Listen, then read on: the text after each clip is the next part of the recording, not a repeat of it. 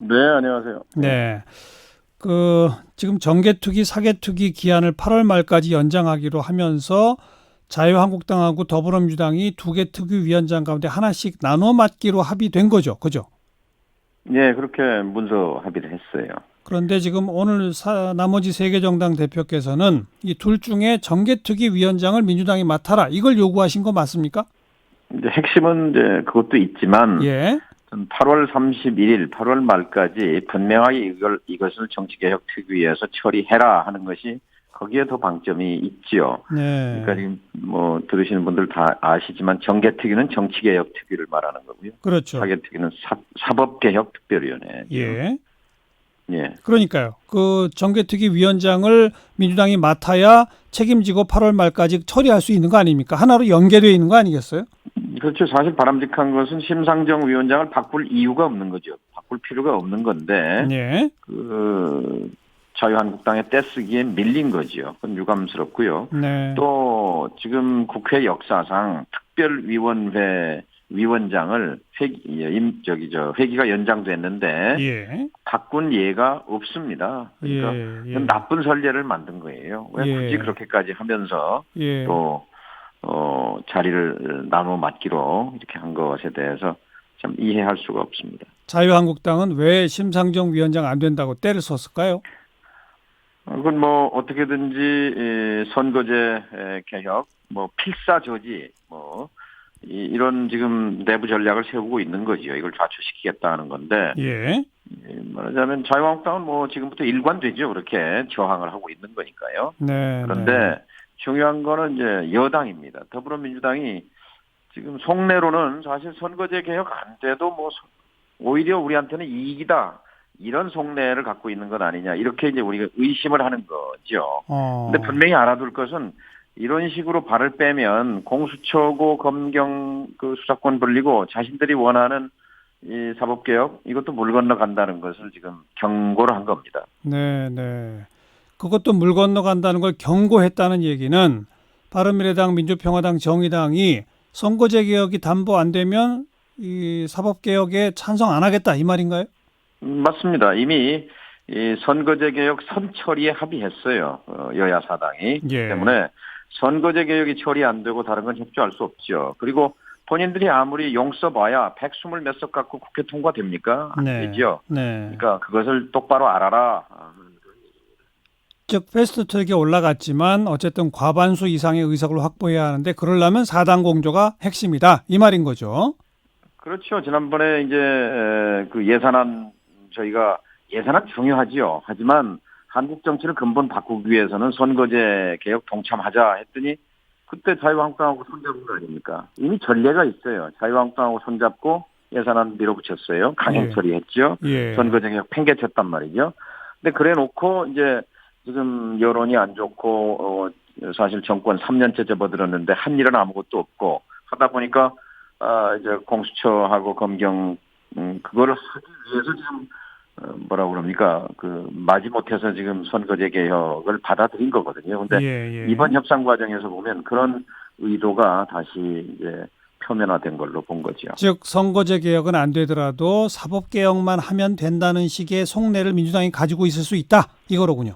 그렇게 의심하는 거죠. 이번에 이제 그 협상을 보면요. 네. 근데 네. 정말 그 눈앞에 저 계산을 해보면은 의석이 줄어드는 건 사실입니다. 자기들이 얻은 표에 비해서 예. 지금의 제도는 그 얻은 표에 비해서 훨씬 더 많은 최소한 뭐 15석, 20석을 더 가져가는 구조이기 때문에 예. 뭐 선거제 좌초돼도 뭐 오히려 이득인 거죠. 네. 그러나 네. 그런 얇은 계산으로 정치하지 말라. 정말 국민을 위해서 정치를 바꿔야 되겠다는 게 당신들의 철학이고 의지가 있다면 예. 그 의지를 8월 말까지 이거 처리하는 거 밝혀라 하는 것이 핵심이죠. 예. 위원장은 물론 위원장도 자유한국당한테 준다면 그것은 뭐 정치개혁 포기죠. 선거제 개혁 포기니까 네. 그것은 우리가 용납할 수 없다라는 것이고요. 그렇게 되면 사법개혁도 포기다 이 말이군요. 예, 예. 예. 일부 보도에 의하면 그 심상정 현재 특위위원장을 이렇게 해임하거나 그 자리를 그 박탈하는 무슨 제도가 없다면서요? 다시 말하면 그렇습니다. 심상정 위원장이 계속 버티면 그냥 위원장이라면서요? 예, 예. 심상정 의원하고도 금방 통화를 했는데요. 본인이 네. 이거 8월 말까지 처리하겠다는 확실한 담보가 없으면 자기는 사임하지 않겠다는 겁니다. 그러면 뭐 계속 8월 말까지 가는 거예요. 그러니까 본인이 개인 사임하지 않는 한 해임시킬 수 있는 제도적 장치 자체가 없다. 방법은 없죠. 위원장은 본인이 사임해야 이제 후임을 임명할 수 있는 거, 선임할 수 있는 거니까요. 네, 네. 그래서 지금 더불어민주당에 대해서 지금 8월 말 의지를 분명히 밝혀라. 해라 하고 요구하는 거죠. 네. 지금 정개특위에는 그 심상정위원회 대표 발의안 안으로 지역구 225, 비례 75로 좀 비례를 늘리는 안이 하나가 나와 있고, 그 다음에 정운천 의원의 안으로 석패율제를 도입한 뭐 이런 게 또 하나 있고, 아예 비례대표를 제로로 만들고 지역구 270석으로 하는 자유한국당 안까지 지금 올라가 있는 거 아니겠습니까? 아니죠. 한국당 안이 뭐 올라가 있는 건 아니죠. 어쨌든 제출돼 있고 같이 논의하기로 일단 합의가 돼 있단 말이에요.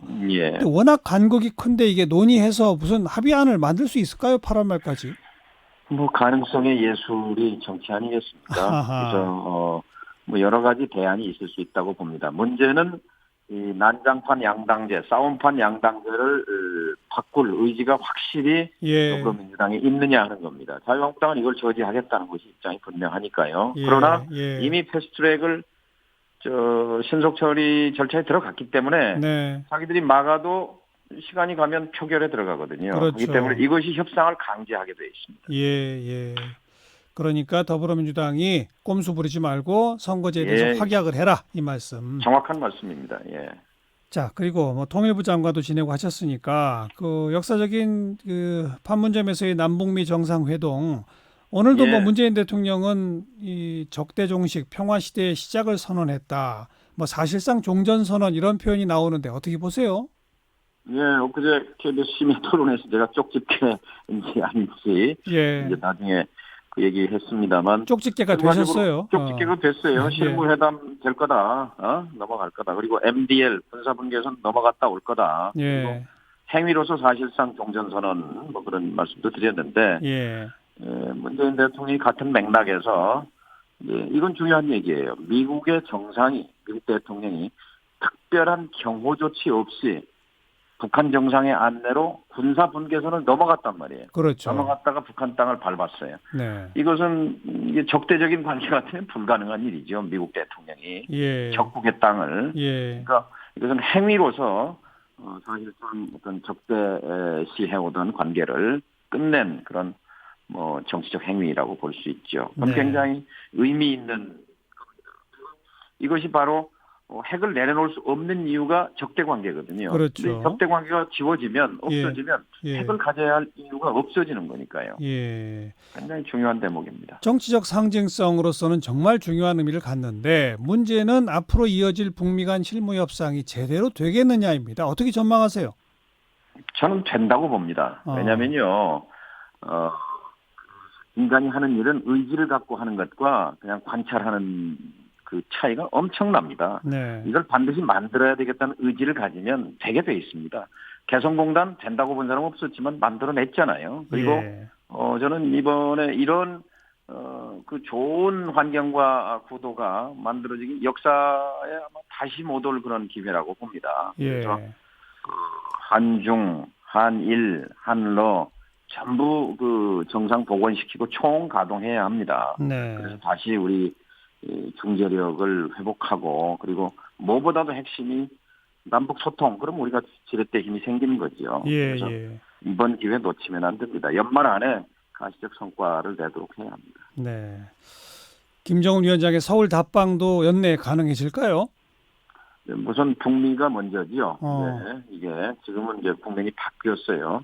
남북을 통해서 가려고 한 것이 그게 사실은 선순환 코스인데 지금은 이제 북미가 일단 먼저 틀을 잡았기 때문에 일단 뭐 워싱턴까지는 몰라도 괌 정상회담 정도는 추진되지 않을까 생각합니다. 괌 정상회담? 닉슨 독트린, 괌 독트린도 있었잖아요. 그러니까 트럼프 대통령은 이번에 북한 땅 밟았어요. 김정은 위원장이 이제 미국 땅 밟을 차례인데 워싱턴은 너무 멀고 또 괌은 저 닉슨 독트린으로 저 아시아에서 이렇게 발을 빼는 그런 예, 예. 선언을 했던 상징적인 장소도 그런 상징성도 있어요. 그렇기 예. 때문에 예. 또 그때 괌을 포위 타격하겠다고 저 그런 적 있었죠. 언론했던 그런 경우도 있었기 때문에 예.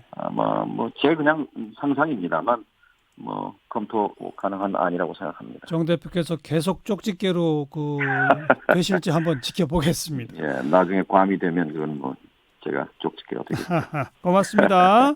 예. 민주평화당 정동영 대표였습니다.